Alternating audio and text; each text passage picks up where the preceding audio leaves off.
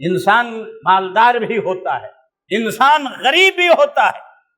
مالدار ہے، شریعت کی نگاہ میں جب غلامی کا زمانہ تھا غلام خرید کر کے آزاد کر دیا، بہت بڑی نیکی کا کام۔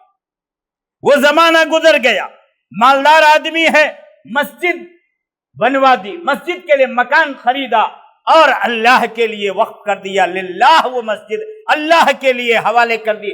مصلیان آتے ہیں، نماز پڑھتے ہیں، صدقہ جاریہ ہے۔ یتیموں کے لیے کوئی گھر بنا دیا، کسی کا کوئی انتظام کر دیا، یہ صدقہ جاریہ ہے۔ اللہ تبارک و تعالیٰ اس سے خوش ہوتا ہے۔ لیکن ایک آدمی چاہتا ہے کہ دنیا میں بھی اسے نجات حاصل ہو اور آخرت میں بھی اسے نجات حاصل ہو، لیکن وہ غریب آدمی ہے۔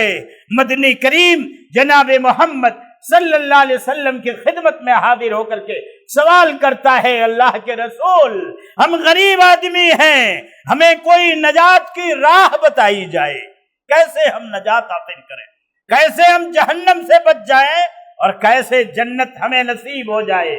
مدنی کریم صلی اللہ علیہ وسلم نے فرمایا، اسباغ الوضوء فی المکارہ، اسباغ الوضوء فی المکارہ وکثرۃ الخطی الی المساجد، کہ آپ جب من نہ کرے وضو کرنے کا تب وضو کیا کرے۔ فجر کی نماز میں اٹھنے کا من نہیں کرتا، بڑی کڑاکے کی ٹھنڈی اٹھنے کا من نہیں کرتا۔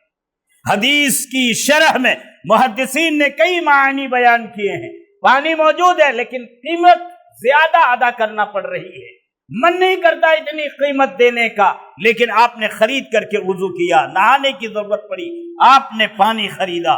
یا سب سے اہم مفہوم کہ من نہیں کرتا ہے پانی استعمال کرنے کا، لیکن ڈھنگ سے آپ نے وضو کیا، 3 مرتبہ ہاتھ دھولا، 3 مرتبہ کلی کی اور ناک میں پانی چڑھایا اور جھاڑا۔ شیطان یہاں رات گزارتا ہے، فَإِنَّ الشَّيْطَانَ يَبِيتُ فِي مَنْخَرِهِ، یہاں شیطان رات گزارتا ہے۔ فجر کی نماز کے لیے ایک آدمی اٹھتا ہے، ایسے جب پانی ڈال کر کے ایسے چھینکتا ہے، ایسے جھاڑتا ہے تو استنشاق اور استنثار کرتا ہے، پانی ناک میں چڑھا کر کے جھاڑتا ہے، گندگی صاف ہو جاتی ہے، اور وہ آدمی اللہ تعالیٰ کی توفیق سے محروم رہ جاتا ہے جو 10 بجے 11 بجے تک سویا رہ جائے اور فجر کی نماز نہ پڑھ سکے۔ میرے بھائیوں، تو اللہ کے رسول نے فرمایا کہ مکمل وضو کرنا، جب مکمل وضو کرنے کے لیے آپ جائیں وضو کرنے کا من نہ کرے، وہ کثرت الخطی الی المساجد، اور مسجد کثرت سے آنا جانا کرے۔ جب نماز پڑھے گا آدمی تو کثرت سے آنا جانا کرے گا۔